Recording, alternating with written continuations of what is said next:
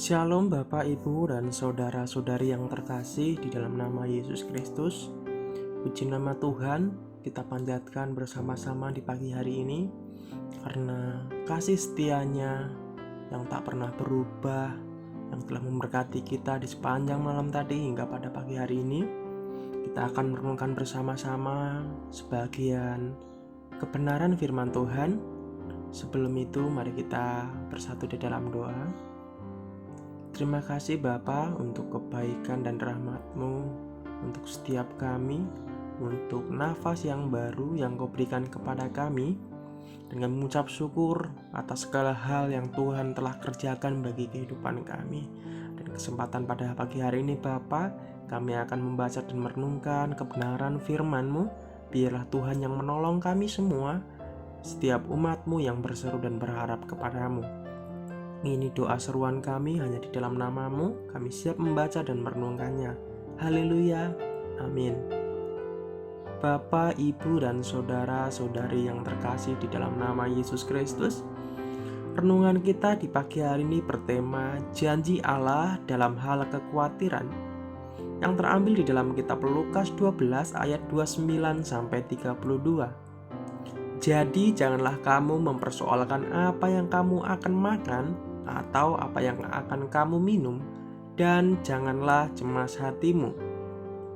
Semua itu dicari bangsa-bangsa di dunia yang tidak mengenal Allah, akan tetapi Bapamu tahu bahwa kamu memang memerlukan semuanya itu.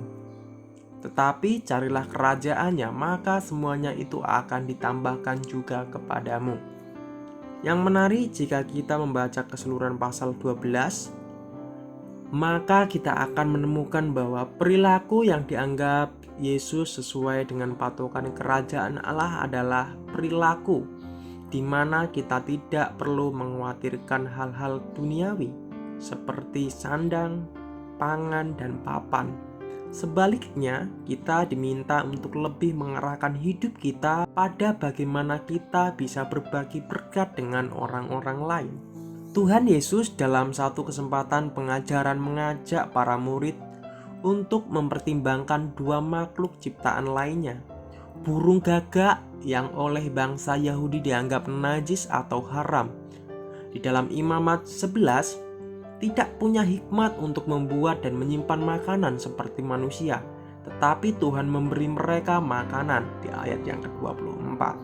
Bunga bakung yang masuk golongan bunga anemon liar tak punya kreativitas menanam bahan pakaian seperti manusia, tetapi Tuhan menghiasinya dengan keindahan yang lebih dari pakaian Raja Salomo di ayat yang ke-27.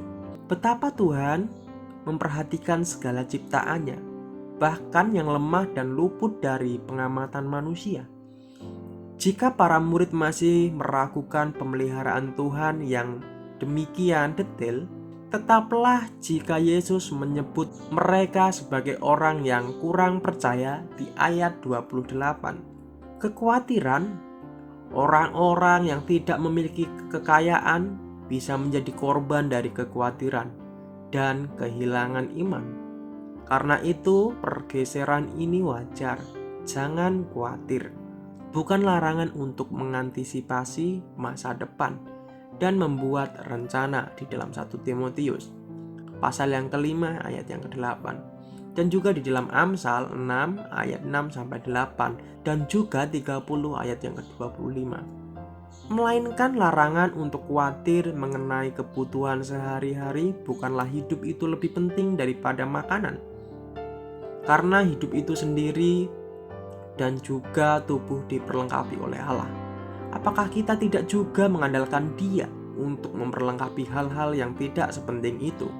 Karena Allah memelihara burung yang tidak memiliki kemampuan untuk menabur, menuai, dan menyimpan.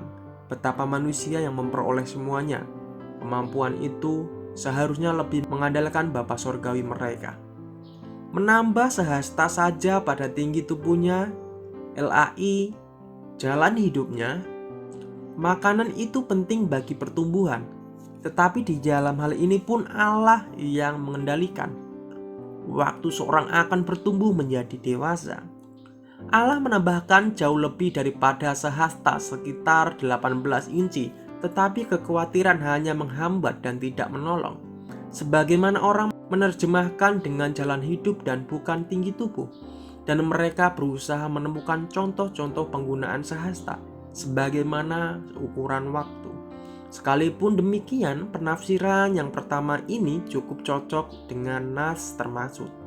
Bunga bakung, bunga apa yang dimaksudkan di sini tidak jelas, tetapi pastilah sedang berkembang ketika itu sebab Yesus berbicara tentang perhatikanlah Salomo, raja Ibrani yang paling terkemuka, rumput di ladang, bunga bakung yang baru saja disebutkan, yang keindahannya begitu singkat umurnya, dan yang tidak lama kemudian ikut terpotong bersama rumput dan dipakai sebagai bahan bakar untuk memenuhi kebutuhan manusia. Di dalam Yakobus 1 ayat yang ke-11. Hai orang yang kurang percaya, ungkapan yang dipergunakan 4 kali di dalam Injil Matius, 1 kali di dalam Injil Lukas sebagai dorongan untuk bertumbuh di dalam iman maupun sebagai teguran lembut. Dicari bangsa-bangsa yang tidak mengenal Allah. Sebuah acuan kepada akan hal-hal materi atau bangsa-bangsa yang tidak mengenal Allah karena mereka tidak mengenal Allah sebagai Bapa surgawi di dalam pasal yang ke-6 ayat 7 dan 8. Carilah dahulu para pendengar Kristus yang sudah bersumpah setia kepada raja itu. Harus terus mencari kata kerja berkesinambungan kerajaan surga dengan cara memutuskan perhatian pada nilai-nilai rohani dan bersandar penuh kepada Allah. Dan Allah yang mengetahui berbagai kebutuhan sementara mereka akan menyediakan apa yang diperlukan. Hari besok mempunyai kesusahan sendiri, suatu personifikasi yang mencolok. Kesusahan sehari cukuplah untuk sehari. Kesusahan yang dimaksudkan jelas jasmania, mengacu kepada persoalan-persoalan yang mungkin timbul hari ini. Tidak perlu menambahkan masalah esok kepada masalah hari ini. Amin. Mari kita bersatu di dalam doa. Terima kasih untuk kasih karunia-Mu ya Bapa. Terima kasih untuk pemeliharaanmu bagi kami. Betapa mulianya Engkau memperhatikan kami. Betapa setianya Engkau tidak pernah meninggalkan kami. Engkau Allah yang baik, Allah yang kami puja dan kami sembah hanya di dalam nama-Mu Yesus Kristus. Biarlah Tuhan Engkau mendapati kami setia seperti Engkau setia.